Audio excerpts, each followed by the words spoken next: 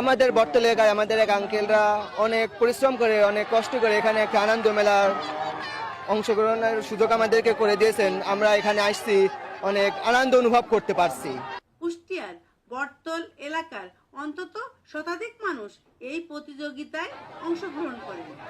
বিজয়ীদের পুরস্কার হিসেবে দেওয়া হয় রাজহাঁস, চাল, তেল, টি শার্ট ও সম্মাননা ক্রেস্ট।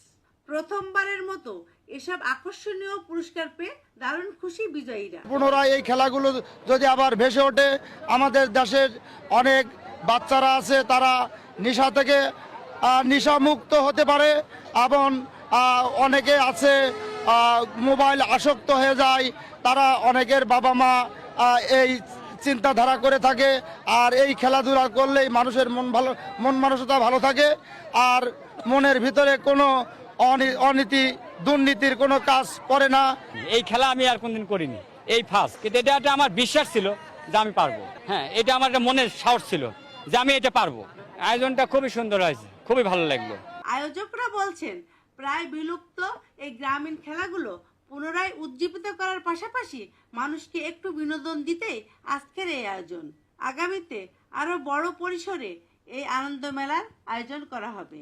আজকে আমাদের প্রথম খেলা ছিল দড়ি খেলা, পানির উপর দড়ি ধরে পার হওয়া, আর তারপরে ছিল হাঁস ধরা খেলা, চোখ বেঁধে হাঁস ধরা।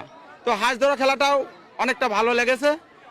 দর্শক চারপাশে দাঁড়াইছিল, যারা খেলা করছে তারা প্যান্ডেলের মধ্যে ছিল এবং হাঁস ছেড়ে দেওয়া হয়েছে, চোখ বেঁধে হাঁস ধরছে। তারপরে তৃতীয় খেলা ছিল আমাদের কলা গাছ বেয়ে উপরে ওঠা। তো মাশাল্লাহ কলা গাছ বেয়ে ফার্স্ট টাইম কেউ উঠতে পারে নাই, তারপরে অনেক চেষ্টার পরে 3 জন বিজয় হয়েছেন। তো আমাদের অনেক ভালো লাগছে এই খেলাটা করানোর জন্য এবং আশা করি দর্শকেরও ভালো লাগছে।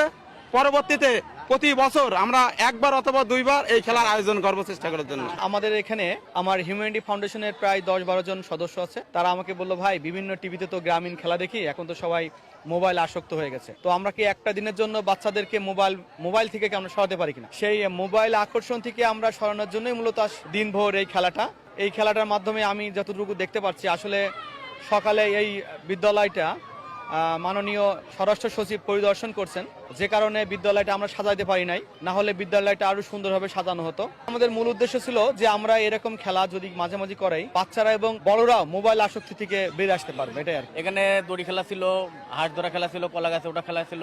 পুরাতন গ্রামীণ খেলাগুলো যাতে আবার নতুন করে উঠে আসুক, এই উদ্দেশ্যটা আমাদের মূল উদ্দেশ্য।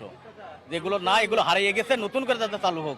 ঐতিহ্যবাহী এই গ্রামীণ খেলাকে নতুন প্রজন্মের সাথে পরিচয় ঘটাতে আরো বেশি আয়োজনের দাবি সবার। Sabina Yasmin Shyamoli, NTV news.